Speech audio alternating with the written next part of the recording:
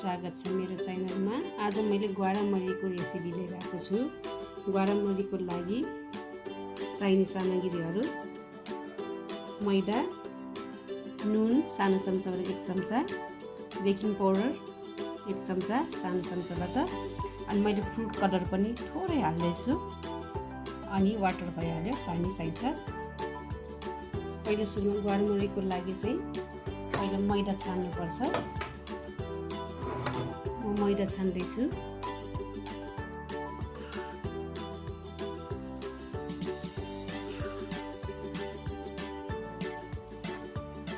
मैले मैदा चाहिँ 1 कपबाट 4 कप लिएको छु। मैदा छानिसक्यो। अब मैले बेकिङ पाउडर पनि हाल्दैछु, सानो चम्चाबाट 1 चम्चा।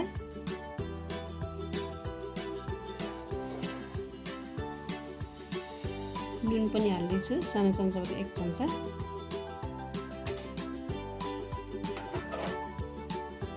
मिक्स गरिदिनुस्।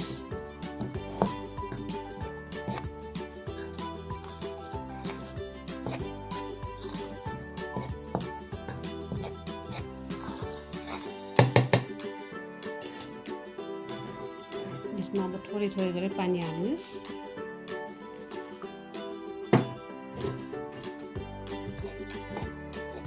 यसरी चलाइदिनु होला। एकैचोटि पानी नहाल्नुस्, थोरै थोरै गरेर हाल्नुस्। यसरी अब यसमा फुड कलर पनि थोरै हाल्नु। हेर्नुहोस् त, 1 चिम्टी जति छ।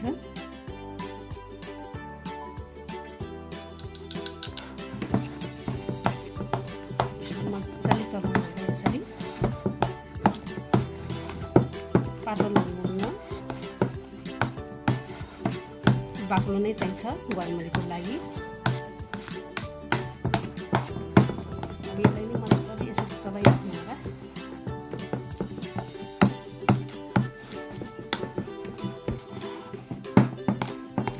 यसरी चलाइराख्नु होला।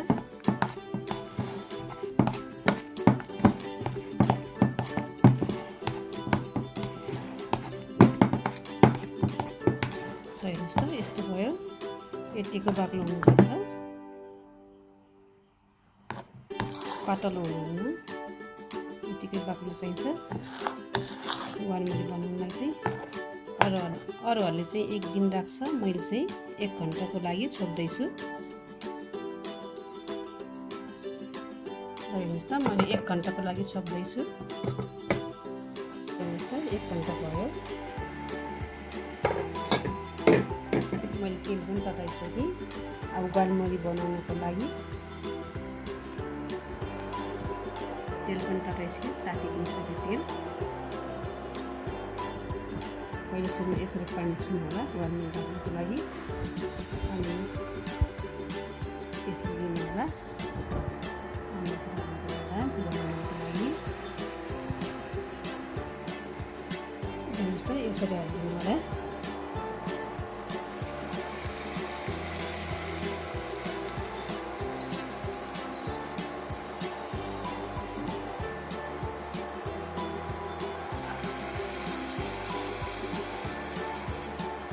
ग्वारामरी बनाउँदाखेरि तेल चाहिँ थोरै हालिदिनु। तेल थोरै भयो कि अनि फुलिन्छ।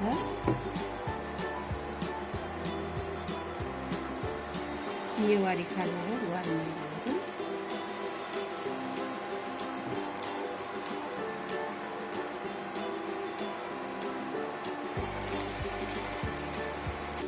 हेर्नुहोस्, ग्वारामरी हाम्रो फुल्यो। पल्टाइदिनु यसरी, यसरी पल्टाइदिनु होला।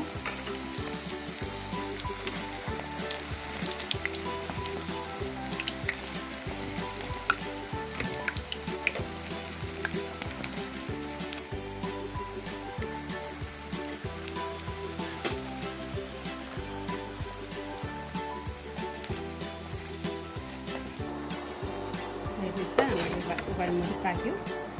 निकाल्दैछु म। हेर्नुहोस् त, मैले ग्वारामरी पनि सल्ट गरिसकेँ। हेर्नुहोस् त, ग्वारामरी मैले चियासँग सल्ट गरेको छु। चियासँग म खाएर एकछिन हेर्छु।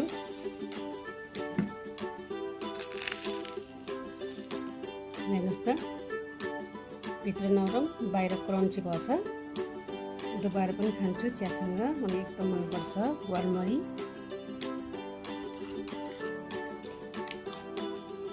एकदम मिठो भएछ। हजुरहरूले पनि बिहान बिहानै यस्तै गरेर ग्वारमरी बनाएर चियासँग खानु होला, इन्जोय गर्नु होला। मेरो भिडियो मन पर्छ भने लाइक, कमेन्ट, सेयर, सब्सक्राइब गर्न नभुल्नु होला।